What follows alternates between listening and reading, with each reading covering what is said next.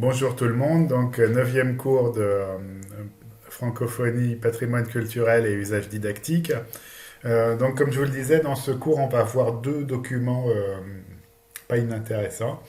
Le premier, donc, c'est une petite vidéo sur une légende Wendat, donc, qui vient du Québec. Alors vous verrez que l'exploitation didactique est proposée par TV5 cette fois-ci et pas d'une originalité fracassante. Je veux dire, on peut faire mieux certainement, mais c'est l'occasion de découvrir une culture et un lieu que je ne connaissais pas. Donc voilà, donc ça m'a plu parce que justement ça nous plonge dans quelque chose de complètement différent avec cette communauté Wendat, donc qui sont des Hurons au départ, mélangés avec des francophones, enfin avec des Français qui sont arrivés au Québec donc au XVIIe siècle, là, 18e siècle plutôt, et donc qui sont devenus francophones complètement, et c'est assez étonnant parce qu'ils ont conservé une bonne partie de leur tradition indienne, et ils parlent français, et donc et ils sont dans un endroit qui a l'air aussi assez fascinant. Donc c'est intéressant, c'est toujours intéressant de découvrir comme ça des communautés francophones qui sont à l'autre bout du monde. Ça m'avait beaucoup fasciné aussi quand j'ai découvert dans la réalité, cette fois-là pas à travers la vidéo, les francophones du Vanuatu. Je vous ai dit que j'ai passé 3 ans là-bas au Vanuatu. On a travaillé sur la réforme du système éducatif vanuatais. Et c'était absolument fascinant de découvrir en fait ces communautés francophones qui sont aux antipodes, hein, à 20 et quelques, à 20 000, plus de 20 000 kilomètres de la France, avec une culture complètement différente et dans des lieux évidemment complètement différents et complètement coupés, enfin, ont été longtemps assez coupés du monde parce que c'est très difficile d'accès. Donc c'est des endroits d'autant plus passionnants. Donc on va regarder cette légende Wendat et on va regarder aussi comment aborder le théâtre à travers une mise en scène plus originale d'une toute petite scénette très très célèbre. Donc vous la reconnaîtrez facilement. Vous verrez que là, par contre, je trouve que l'exploitation est excellente justement parce qu'on joue avec entre le décalage, entre la mise en scène et le texte original, qui est un texte du XVIIe siècle avec une mise en scène très très moderne. C'est assez intéressant à regarder. Et entre les deux, ou un peu, on reviendra sur, ou à la fin de chaque séquence, on reviendra sur Hot Potatoes pour regarder en fait les différents types d'exercices qu'on peut fabriquer avec et éventuellement les adapter à ces deux séquences. Donc vous avez plusieurs autres thèmes évidemment dans TV5 Monde et là on va regarder un petit peu les légendes en fait. Donc il y a deux entrées, hein, des légendes canadiennes et des légendes françaises qui sont toutes les deux exploitées au niveau B1 et B2. Donc légende canadienne, laissez-vous conter l'histoire de la Dame Blanche, des érables rouges et bien d'autres légendes traditionnelles acadiennes et nord-américaines. Et légende française, plongée dans l'univers féerique et mystérieux des légendes traditionnelles françaises, empreintes d'histoire de France, de Moyen-Âge et de magie. Si ça vous intéresse, pourquoi pas, hein, ça peut être très très gothique ou très très... voilà. Celles qui sont sur la France sont plutôt tournées vers un public adolescent. Bon, j'essaie d'y aller, mais on dirait que c'est un peu lent aujourd'hui. Voilà, donc ouais, voilà, les voilà. Donc légende française. Donc vous avez, vous voyez Mélusine, les quatre fils Aymon et le chevalier Bayard, Merlin, la princesse Énimie et Tristan et Iseux. Donc vous avez 5 légendes en fait. Si ça vous tente, hein, jetez-y un coup d'œil. Voilà, c'est vraiment plutôt tourné vers des adolescents, voire vers des adultes pour Merlin l'Enchanteur ou pour Tristan et Iseux. Mais c'est plutôt assez simple hein, en général. Donc voilà, et l'exploitation, alors l'exploitation sur le côté québécois, on va la regarder tout à l'heure, on va en regarder une en détail parce que c'est celle que j'ai choisie en fait. Donc vous avez ici donc ces fameuses légendes canadiennes et aussi vous avez évidemment d'autres collections hein, qui peuvent être intéressantes aussi à regarder.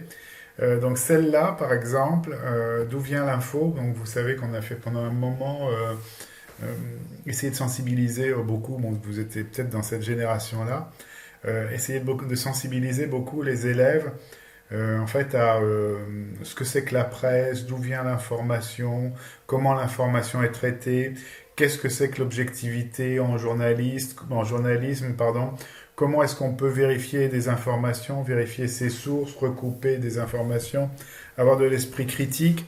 Enfin bref, on a essayé de former un peu les citoyens, en fait, les jeunes citoyens, à toute cette habitude-là, parce qu'avec l'Internet, c'est vrai que on est bombardé d'informations dont on ne sait pas forcément d'où elles viennent.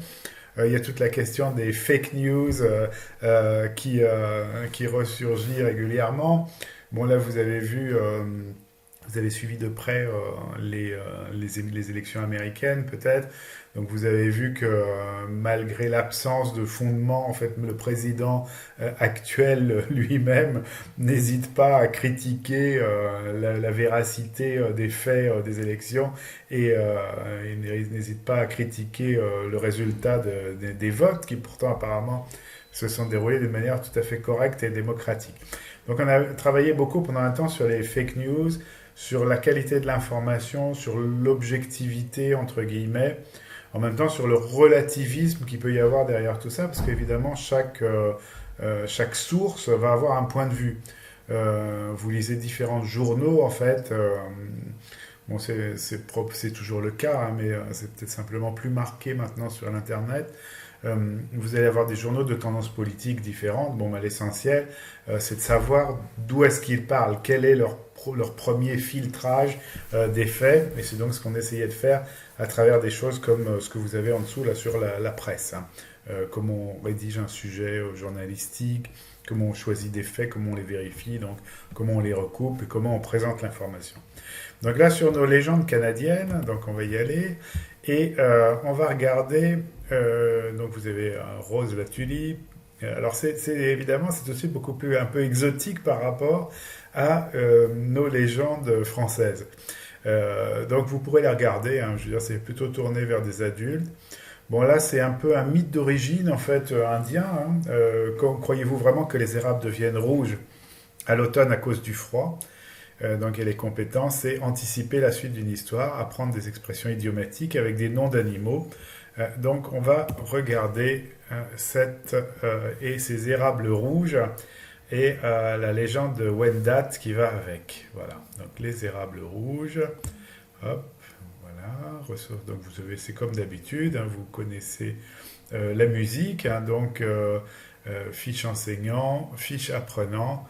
Et donc production de TV5 Canada, TV5 Québec Canada. Les érables rouges. Savez-vous pourquoi les érables rougissent chaque automne? Les hommes blancs croient naïvement que c'est le froid qui explique ce phénomène et qui transforme ainsi nos forêts. Eh bien, ils se trompent. Écoutez donc plutôt l'explication des Wendat. Autrefois, le grand esprit veillait à ce que toutes ces créatures vivent dans un monde heureux. Nul ne connaissait la faim, la soif ou le froid. Tous vivaient en paix. Ce bonheur dura des lunes et des lunes, jusqu'à ce qu'un jour, l'une des bêtes, Ramusqué, fasse une étrange proposition. Ramusqué suggéra d'organiser un concours pour voir quel oiseau volait le plus vite et quel animal de la forêt courait le plus rapidement. Les autres bêtes acceptèrent, voyant là une occasion de s'amuser. Les oiseaux commencèrent. Chacun d'eux s'envola vers le ciel sous les yeux attentifs de Faucon, qu'on avait nommé juge. Sans grande surprise, Aigle remporta la victoire.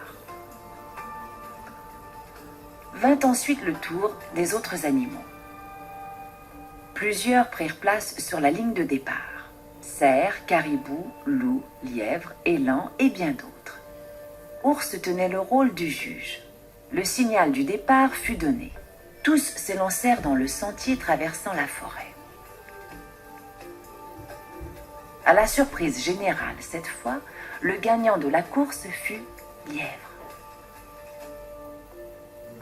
Ce que les autres concurrents ne savaient pas, c'est que Lièvre gagna grâce à une ruse que Renard lui avait conseillée.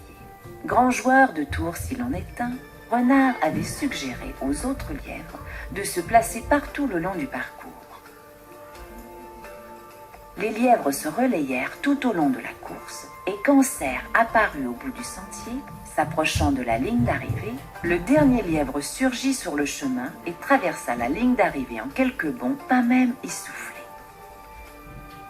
Ours, qui n'avait pas une très bonne vue, ne remarqua pas que le lièvre vainqueur n'était pas celui qui avait pris place parmi les coureurs au départ.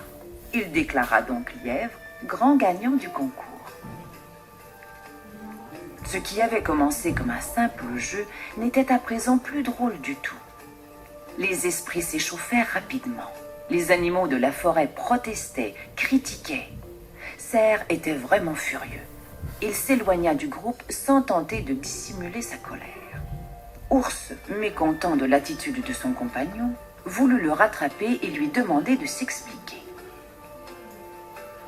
Mais dans un brusque élan de rage, Cerf fonça sur lui, tête baissée. Il frappa Ours de ses bois. Ours subit plusieurs blessures qui se mirent à saigner abondamment. Si Loup n'était pas intervenu, Ours serait peut-être mort ce jour-là. Pourchassé par Loup, Cerf s'enfuit rapidement dans la forêt. Mais le sang d'Ours s'était répandu sur ses bois, et tout au long de sa fuite, le sang s'éparpilla sur les feuilles des érables environnants qui prirent une teinte rouge vif. C'est depuis ce jour que Cerf perd ses bois quand les arbres perdent leurs feuilles. Il se retrouve sans défense devant Loup, puni d'avoir fait couler le sang sur la terre. C'est aussi depuis ce jour que les érables rougissent chaque automne avant que leurs feuilles tombent. Le grand esprit rappelle aux animaux et aux hommes la paix perdue.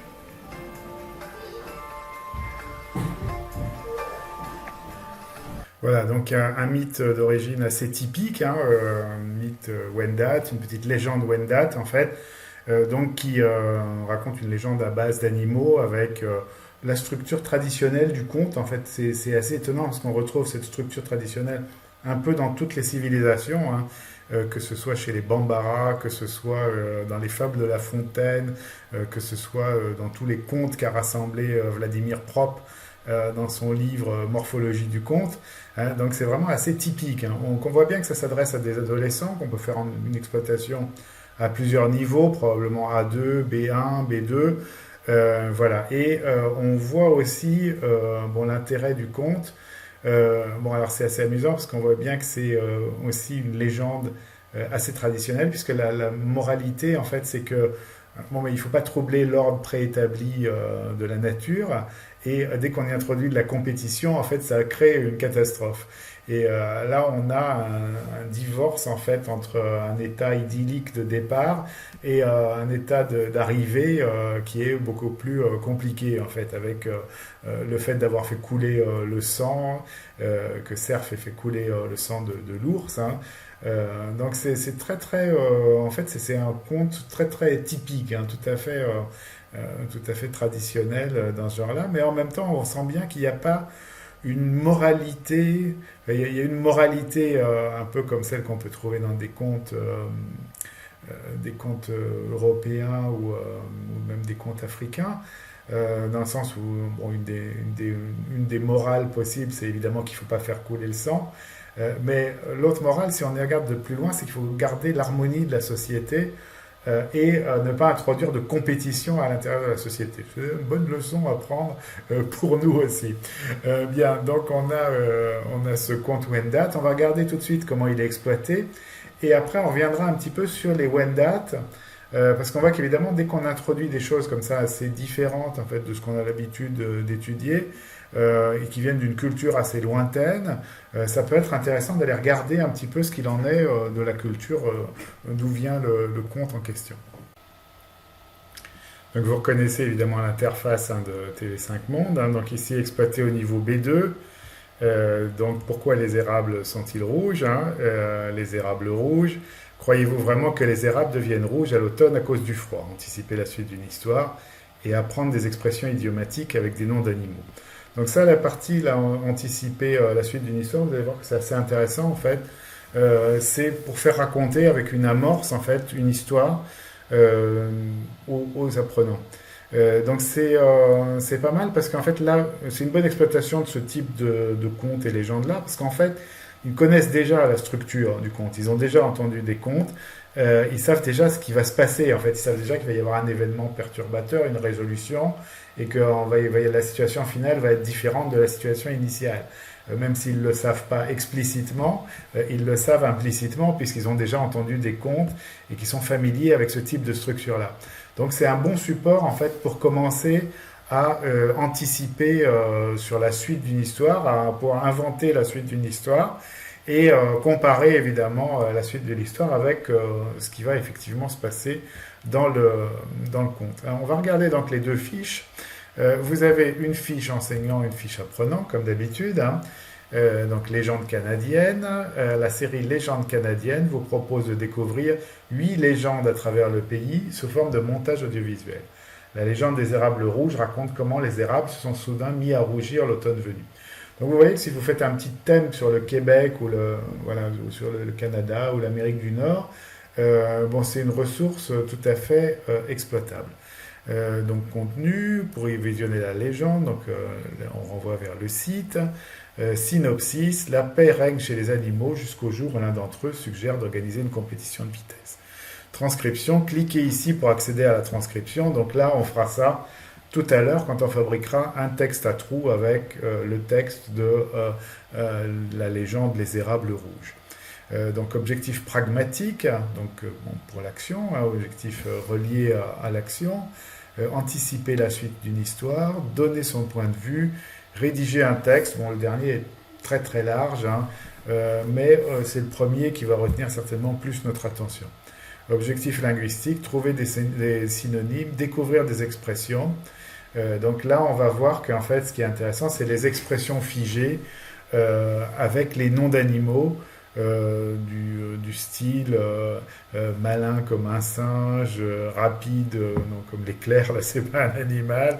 Voilà, donc il y en a une série, vous allez voir, myope comme une taupe par exemple.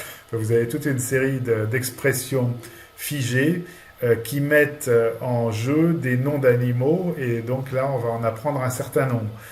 C'est pas inintéressant de les apprendre parce que selon les cultures évidemment, les différents animaux n'auront pas les mêmes propriétés en fait. Si vous prenez des contes baoulés en Afrique, l'animal qui est supposé être le plus intelligent, c'est le lièvre.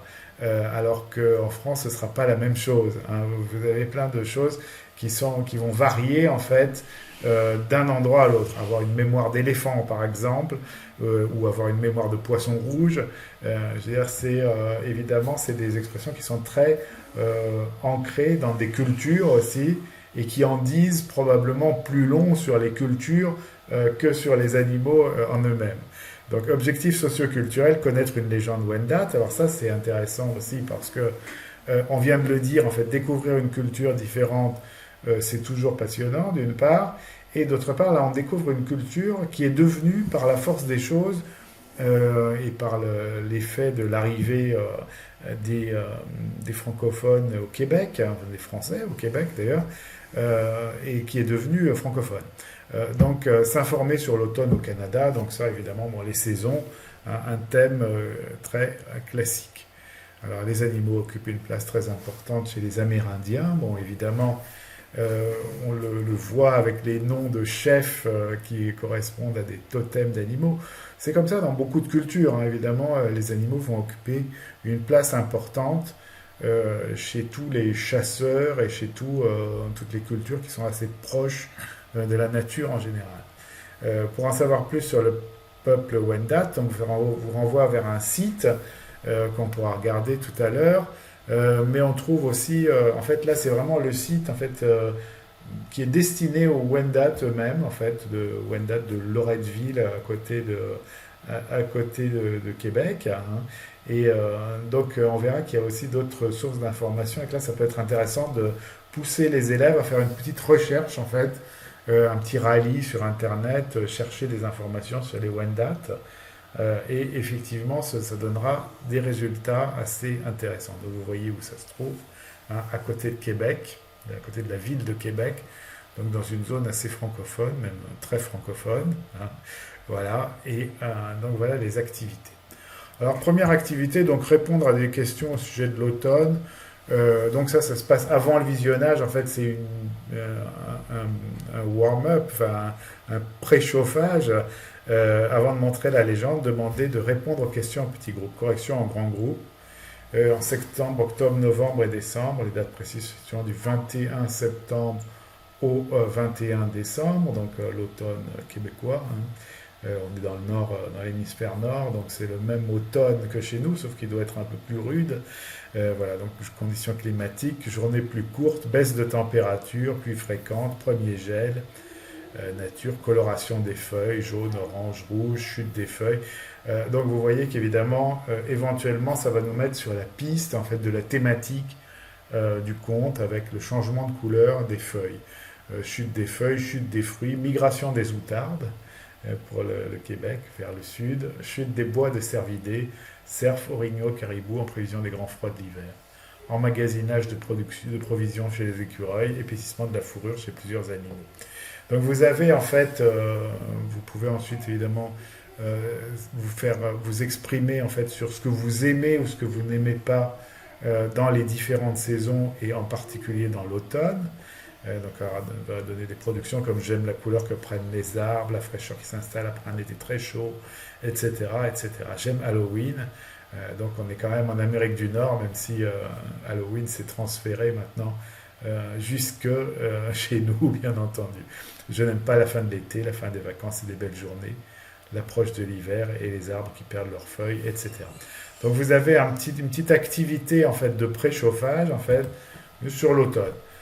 Donc deuxième partie, là on va rentrer dans le vif du sujet en fait, et qui est intéressant puisque là c'est vraiment en fait faire des hypothèses sur une histoire, être capable de raconter la suite d'une histoire.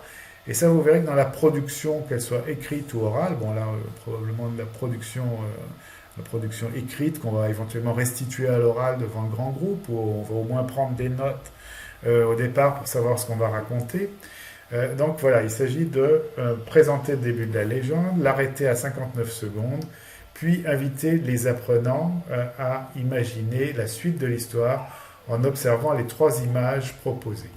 Donc, vous voyez, là, dans la fiche élève, vous avez donc ce qui correspondait à l'activité 1, avec un petit tableau pour parler de l'automne, et vous avez ensuite 3 images qui vont vous permettre de poursuivre la suite de l'histoire.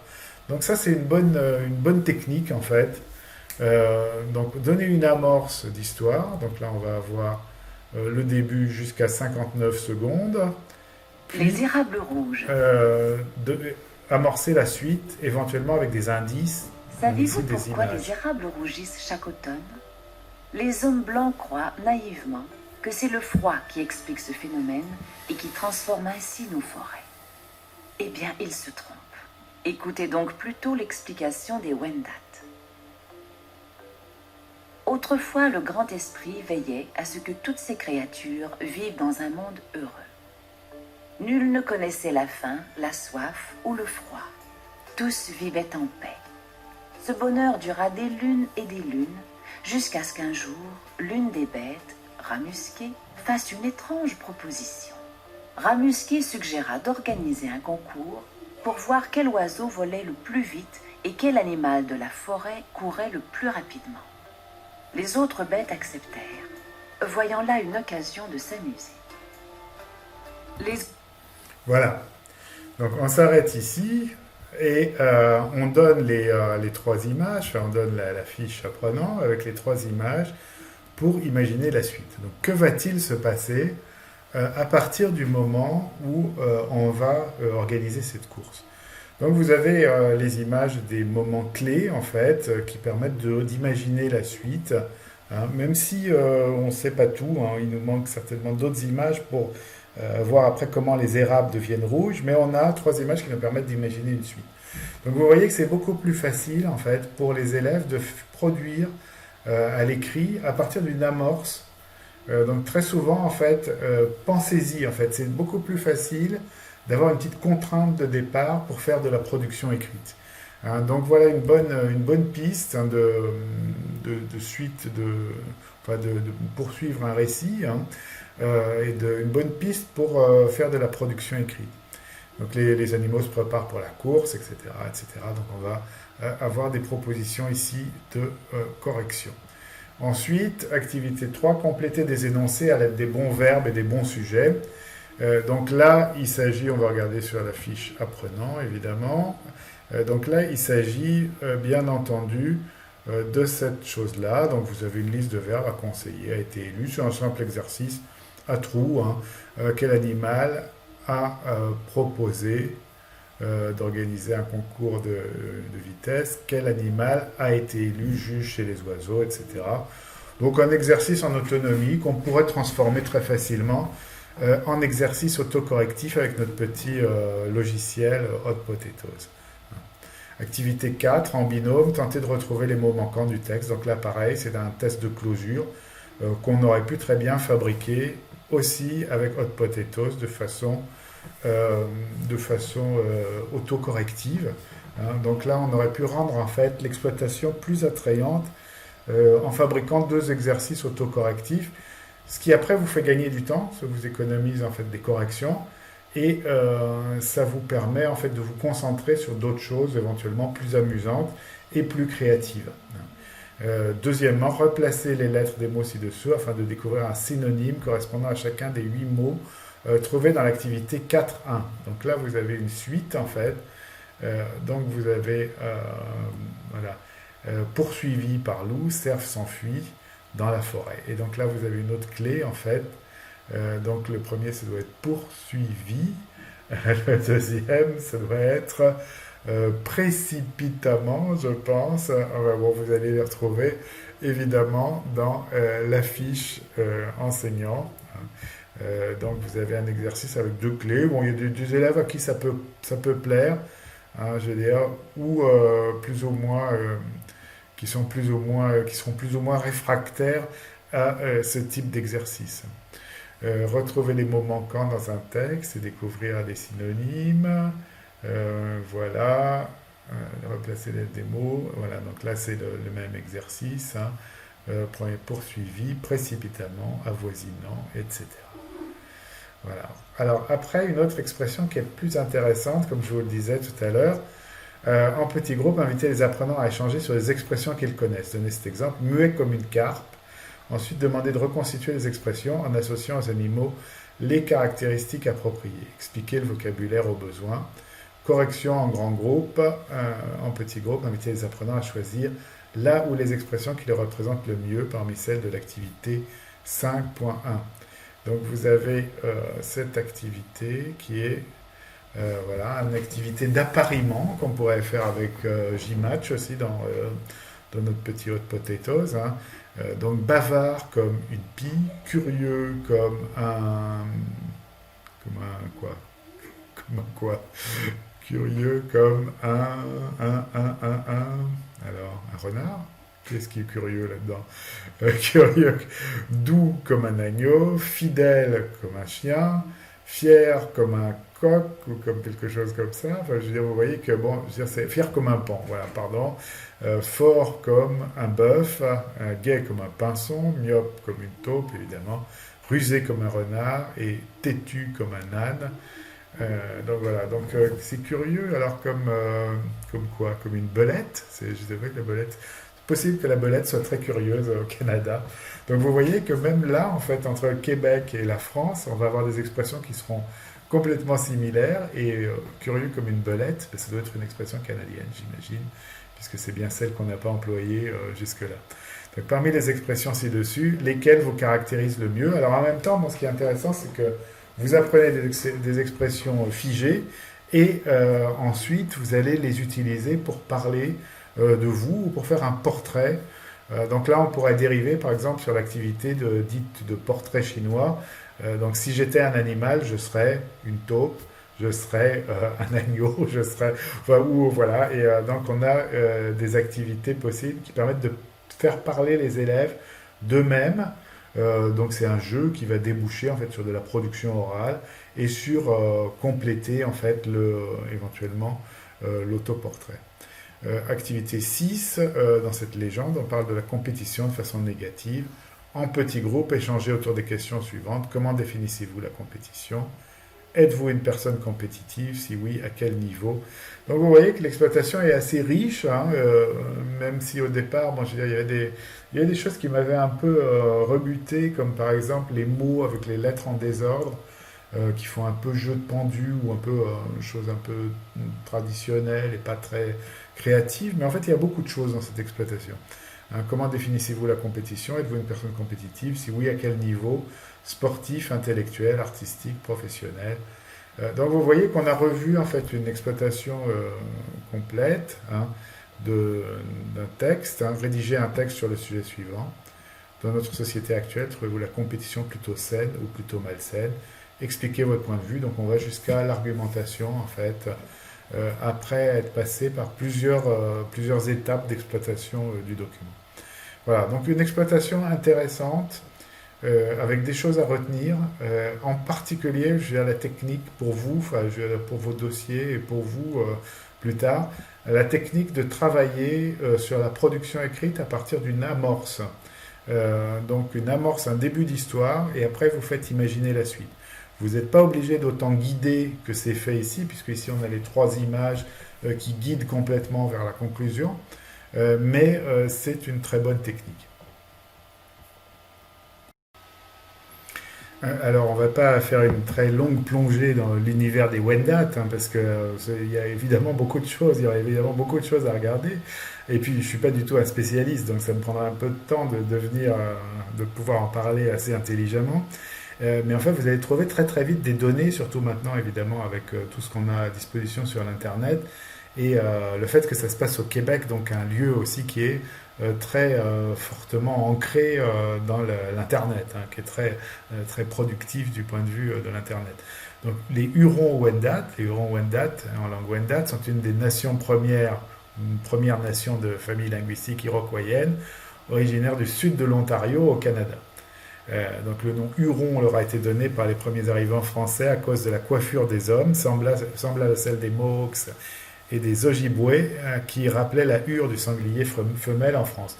Donc vous voyez cette fameuse coiffure iroquoise, hein, que vous retrouvez chez les punks aussi, qui était la coiffure originale, traditionnelle des Hurons. Hein, et donc les Hurons sont un des peuples premiers du Canada, qu'ont découvert à leur arrivée les premiers arrivants français. Lors du premier contact franco-wendat au XVIIe siècle, en 1609, les Hurons étaient, d'après les premiers Européens entrant en contact avec eux, organisés en une confédération de 5 tribus ou peuplades distinctes. Alors, les Atignawantan, les Atigna-Enongeak, etc. Donc je vous passe les noms. Les Hurons se battaient contre les Iroquois avant l'arrivée des Français dans la région. L'alliance franco-wendat, les alliances formées par les Iroquois avec les Hollandais, puis avec les Anglais, ont imbriqué cette guerre à celle des puissances colonisatrices. C'est souvent comme ça, en fait. Quand vous avez des colonisateurs de multiples origines, ils vont se lier avec un peuple local et ça va compliquer un peu la situation, surtout des peuples locaux d'ailleurs. Fusils et couteaux en acier accrurent la mortalité au sein des combats et dès 1649, les Iroquois massacrèrent les Wendat. Donc vous voyez que c'est lié à l'histoire évidemment du Québec et on voit qu'ils sont très très rapidement devenus francophones. Ce qui est intéressant dans l'histoire des Hurons, c'est que c'est un peuple qui a fasciné par exemple Voltaire, et on retrouve en fait dans l'ingénu en fait un personnage qui est présenté comme étant un Huron et qui fait un peu figure du bon sauvage en quelque sorte, hein, qui va révéler en fait les travers de la société française en voyageant en France. Un jeune homme qui a toujours vécu parmi les Hurons en Amérique débarque en Basse-Bretagne, où un prieur et sa sœur le reconnaissent pour leur neveu, Hercule de Kercabon. Comme il dit toujours naïvement ce qu'il pense et qu'il fait ce qu'il veut, en bon sauvage qu'il est, il est surnommé l'ingénu. Se confiant à son intelligence naturelle, que n'ont point corrompu les préjugés, il va connaître bien des mésaventures, au cours desquelles ses étonnements, apparemment naïfs, lui feront proférer une série de jugements pleins de sagacité. C'est le mythe habituel, on retrouve le mythe habituel du bon sauvage, en fait, qui va montrer la corruption de la société moderne par son jugement inspirés par les lois de la nature en quelque sorte. Donc c'est très intéressant de voir que les Hurons se sont développés, sont arrivés jusque-là à travers la littérature et sous la plume de Voltaire. Après avoir été découvert finalement peu de temps avant en fait par les premiers Français qui débarquent au Québec. Donc vous voyez que dès qu'on plonge en fait dans une histoire comme ça, on va trouver des choses assez fascinantes. En fait, tout est connecté évidemment.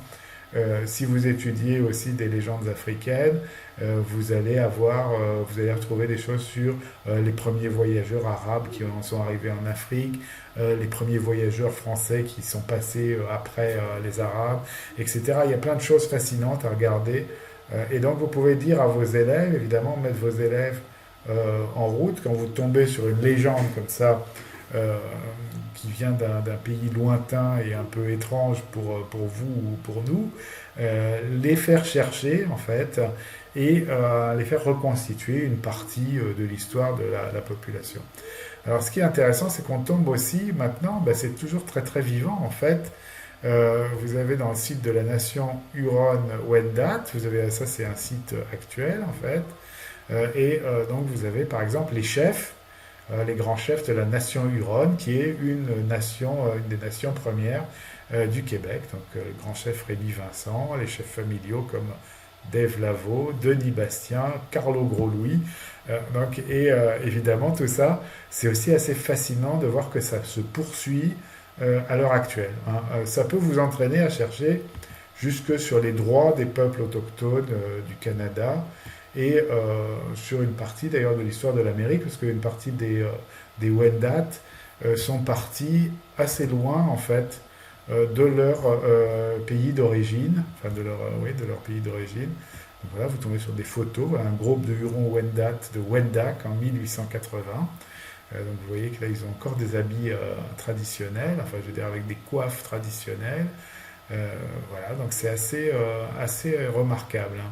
Et localisation, donc Canada jusqu'aux États-Unis, la Huronie, délimitée par la rivière Niagara et par la rivière Sainte-Claire à l'ouest, par le lac Erie au sud.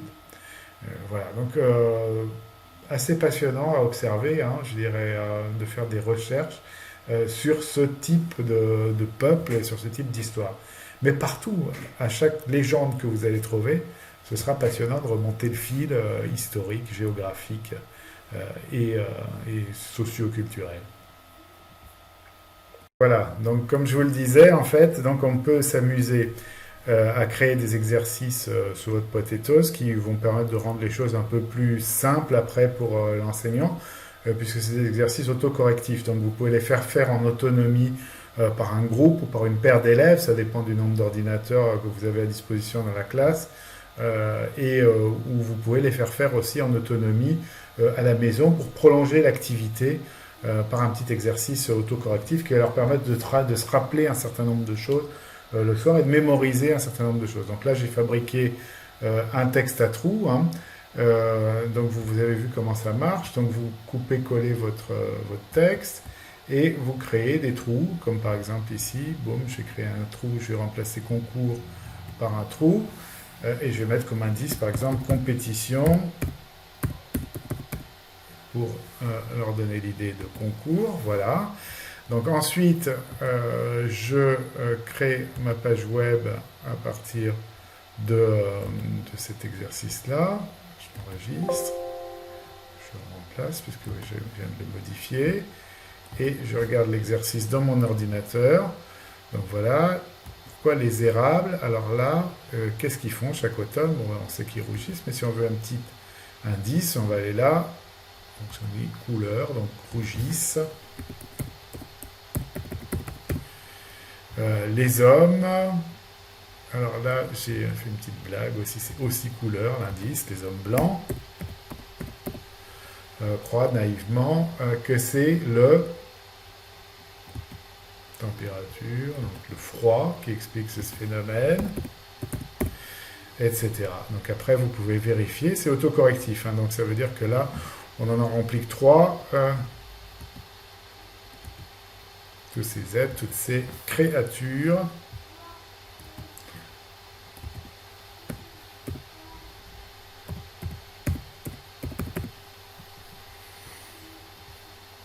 Ramusqué fasse une étrange proposition. Alors, animal, donc c'est Ramusqué. Suggéra d'organiser un concours. Ok. Pour voir quel oiseau volait le plus vite et quel animal de la forêt courait le plus rapidement. Les autres animaux.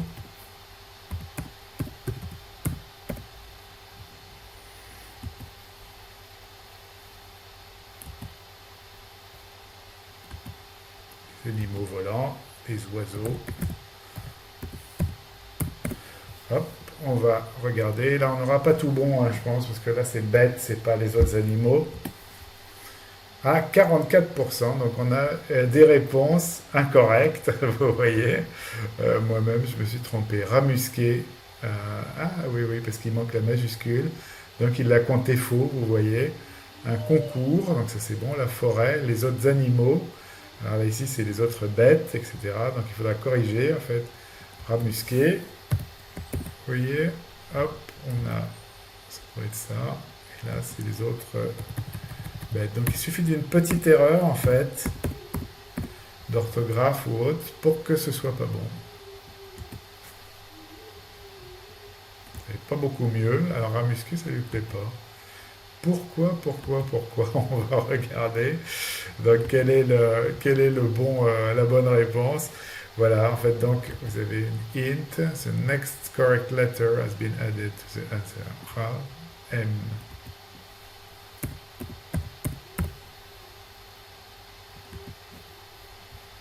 Étrange. Là, ça passe pas. Alors, c'est peut-être moi qui ai écrit une bêtise tout à l'heure. Donc, vous voyez l'intérêt de les tester. Hein. Je veux dire, ces exercices-là, il faut les tester, évidemment, avant de les mettre en pratique. Donc, j'en ai fabriqué un autre. Que j'ai testé déjà, donc qui est un exercice d'appariement, J-match. Et donc là, c'est des adjectifs avec une comparaison avec un animal. Donc fichier, Bing, on crée une page web et on enregistre. Oui, et on la voit dans le navigateur. Bing, voilà, donc muet. Et donc là, vous allez avoir les choix sous forme de menu déroulant, muet comme une carpe, bavard comme une pie, têtu comme un âne, fort comme un bœuf, malin comme un singe. Check. Voilà. Donc et là, on a tout juste. Ah, c'est quand même rassurant, hein. Vous voyez quand même, on a quand même des satisfactions quand on est prof. Voilà, donc bon, c'est un petit gag évidemment. Donc vous pouvez vous amuser à faire ça et à tester, à voir un peu comment marche cet exercice-là. Ou vous pouvez aussi vous amuser, là comme il y a un visuel en fait qui n'est pas inintéressant, à fabriquer des exercices avec Kahoot comme on l'a vu la dernière fois.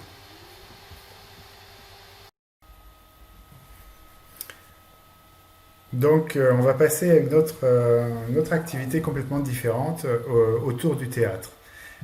Et là, donc, vous voyez, en fait, on est dans le site de TV5, hein, encore une fois. Et ici, c'est une petite partie du site qui s'appelle Rimaquois, en fait, et qui utilise des scènes de théâtre, en fait, pour faire découvrir ce genre littéraire-là et l'utiliser pédagogiquement. Donc vous avez deux scènes, malheureusement, ils en ont pas fait beaucoup, malheureusement, donc un Don Juan de Molière et un petit extrait de Don Juan de Molière, un petit extrait du Cid de Corneille. Donc bon, c'est des poids lourds évidemment du théâtre classique. Hein.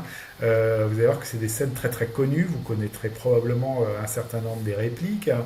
Mais c'est la mise en scène là, qui va nous intéresser.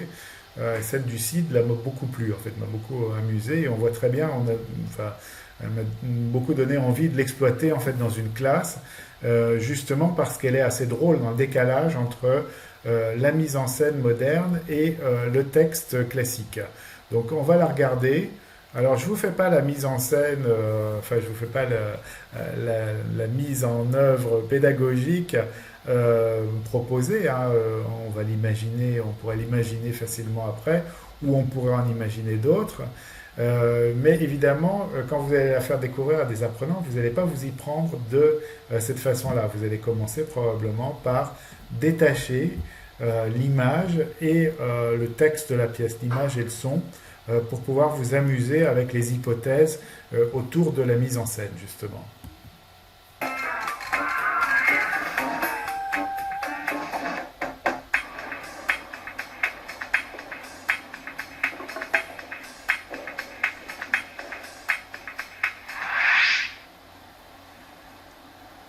À moi, compte 2 mots. Parle. Ôte-moi d'un doute, connais-tu bien Don Diego? Peut-être. Cette ardeur que dans les yeux je porte, sais-tu que c'est son sang? Le sais-tu? Que m'importe. À 4 pas d'ici, je te le fais savoir.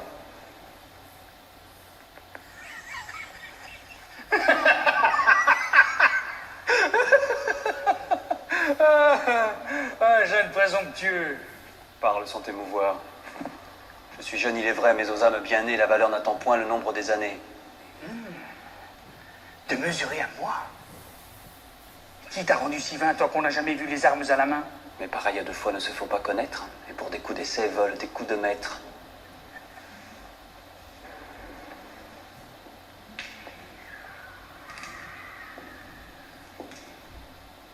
Sais-tu bien qui je suis? Oui. Tout autre que moi, au seul bruit de ton nom, pourrait trembler d'effroi. J'attaque en téméraire un bras toujours vainqueur, mais j'aurai trop de force ayant assez de cœur. Qui venge son père, il n'est rien d'impossible. Ton bras est invaincu, mais non pas invincible. Ne cherche point à faire un coup d'essai fatal. Dispense mon honneur d'un combat inégal. Trop peu d'honneur pour moi suivrait cette victoire. À vaincre sans péril, mon triomphe sans gloire. On te croirait toujours abattu sans effort, et j'aurais seulement le regret de ta mort. D'une indigne pitié, ton audace est suivie. Qui ose m'ôter l'honneur, craint de m'ôter la vie. Retire-toi d'ici.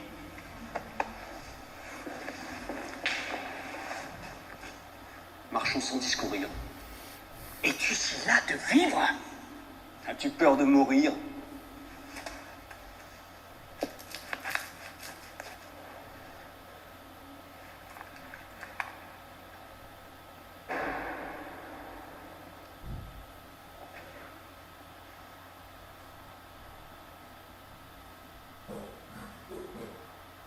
J'ai déjà entendu ça quelque part.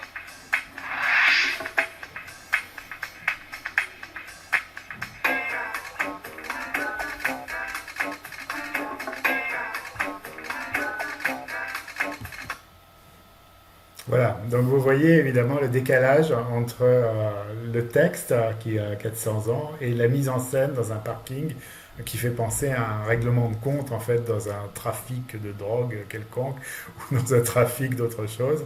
Donc c'est quand même assez excellent en fait comme décalage et on peut très certainement en jouer avec une classe et s'amuser évidemment à réutiliser en fait ça après pour en faire d'autres mises en scène ou pour réfléchir sur d'autres textes qu'on pourrait mettre en scène de façon différente. Donc on va regarder quelles sont les exploitations proposées et vous allez voir évidemment que on va jouer là sur le décalage entre l'image et le son, donc faire des hypothèses au départ, mais qui cette fois-ci vont s'avérer fausses évidemment une fois qu'on mettra le son dessus. Voilà donc la fiche enseignant qui correspond à ce qu'on était en train de faire. Donc le CID, donc quand un duel du XVIIe siècle se transforme en règlement de compte dans un parking, écrire une scénette autour d'un dilemme. Donc c'est l'objectif, c'est de passer à une production écrite avec une scénette, en produisant une scénette de théâtre. Thème le théâtre, niveau B2, public adulte, durée indicative 1h30. Donc le Cid, donc, comme vous le savez, donc, c'est une pièce de théâtre tragicomique écrite en vers par Pierre Corneille et représentée pour la première fois en janvier 1637 au Théâtre du Marais. Donc il y a presque 400 ans, mais vous avez vu que ça n'a pas pris une ride. Le jeune Roderick doit épouser Chimène, mais le père de Chimène a bafoué l'honneur du père de Roderick. Roderick doit choisir entre aimer Chimène et briser l'honneur de sa famille, ou alors venger son père par honneur. C'est ce qu'on appelle un dilemme cornélien. Donc vous avez le même type de parcours que d'habitude, hein, avec une mise en contexte au départ, donc un échauffement avant de commencer même à aborder le document. Donc expliquer et définir ce que c'est qu'un dilemme, donc c'est la première activité. Hein. Former des petits groupes, distribuer la fiche apprenant. En petits groupes, faites l'activité 1, lisez les phrases ci-dessous d'après ces exemples, expliquez ce qu'est un dilemme. Donc vous avez ici un certain nombre de phrases avec des choix à faire, hein, et ce sont toutes des dilemmes évidemment. Finir un dossier urgent ou voir une amie d'enfance que vous n'avez pas vue depuis 20 ans, trouver le grand amour ou gagner au loto en temps de crise, partir pour bénéficier de meilleures conditions ou rester pour participer à la relance du pays après le Covid évidemment. Être triste, être riche et triste ou être pauvre mais heureux. Donc chacun de ces choix-là évidemment c'est un dilemme, c'est un choix cornélien, très très difficile à opérer. Et donc un dilemme, oui voilà, c'est un choix impossible en gros, on pourrait dire. Donc ça c'est l'échauffement, et après vous allez avoir donc activité 2, donc notez pour chaque catégorie les éléments qui caractérisent la scène, le lieu, l'époque, l'ambiance, les objets, les personnages. Donc là on va voir qu'en fait dans la première activité de découverte, en fait on diffuse évidemment ici la vidéo sans le son. Donc on va avoir des possibilités d'interprétation très très différentes en fait. Donc le lieu, un parking souterrain peu éclairé, l'époque contemporaine, actuelle, ambiance tendue, il y a du suspense, on sent une grande tension entre les deux personnages, 2 armes à feu, un cigare, une belle voiture, les personnages, le jeune homme qui s'appelle Don Rodrigue et un homme plus âgé qui s'appelle Lecomte. L'homme plus âgé ressemble à un mafieux, on retrouve les clichés associés au gangster, le costume, le gros cigare, les cheveux plaqués en arrière avec du gel. Il est accompagné d'un homme de main, d'un garde du corps. Le jeune homme semble être un délinquant qui veut défier un homme plus âgé. Quel style cinématographique évoque ces différents éléments? On dirait un film de gangster, mais ça m'évoque une scène typique de règlement de compte entre bandes rivales ou d'affrontement dans le cadre de rivalité mafieuse.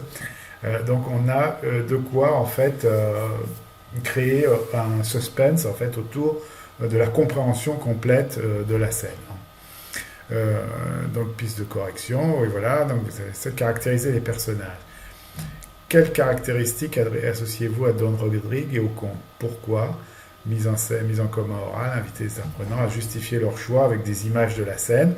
Donc là, vous allez avoir de l'argumentation et de la caractérisation physique. Vous traitez déjà à un niveau assez élevé, hein, évidemment, puisqu'il faut être capable de décrire en fait les personnages d'une façon assez détaillée pour rendre compte de leurs spécificités qui sont assez particulières. Hein. Donc un personnage de la mafia ou un gangster et un jeune délinquant qui voudrait prendre sa place. Piste de correction, corrigée. Donc vous avez dans la fiche apprenant quelles caractéristiques associez-vous à Don Rodrigue et au conte. Donc vous avez des adjectifs: méprisant, rebelle, nerveux, fougueux, hautain, puissant, audacieux. Et donc vous allez les associer aux 2 personnages. Donc vous voyez qu'on a déjà travaillé sur les personnages et sur la façon de les caractériser en introduisant des vocabulaires nouveaux avant de rentrer même dans l'audio. Voilà, découverte, compréhension orale, 10 minutes, support, donc diffuser l'extrait avec le son. Don Rodrigue est face à un dilemme. Quel choix a-t-il fait? Souligner la bonne réponse, mise en commun. Don Rodrigue veut se battre en duel avec le comte pour venger l'honneur de son père, Don Diego. Faites le portrait des 2 protagonistes.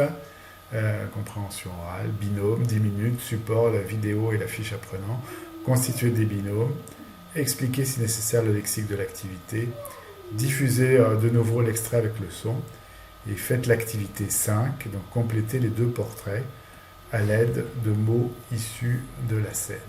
Vous voyez, activité 5, complétez les 2 portraits à l'aide de mots issus de la scène. Arme, trembler, ardeur, venger, invincible, combat, triomphe, présomptueux. Don Rodrigue est un homme rempli d'ardeur. Il est jeune et présomptueux. Il n'a jamais fait usage d'armes. Il attaque en téméraire pour venger son père. Le comte est un homme qui fait trembler d'effroi quand on le nomme, etc. Voilà. Interprétation. Activité 6, donc votre ami doit faire un choix difficile, voire impossible. Il est confronté à un dilemme. Il vous demande de l'aide pour arriver à se décider. À chaque fois que vous lui proposez une idée, il répond systématiquement par une objection, oui, mais.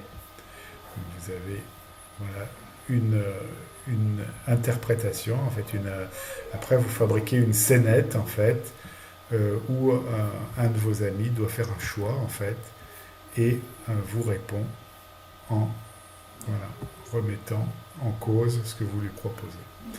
Écrire et jouer une scénette autour d'un dilemme, donc former des binômes, les laisser choisir un dilemme de l'activité 1. Donc vous rappelez des dilemmes qu'on a vus, gagner au loto ou trouver un amour éternel.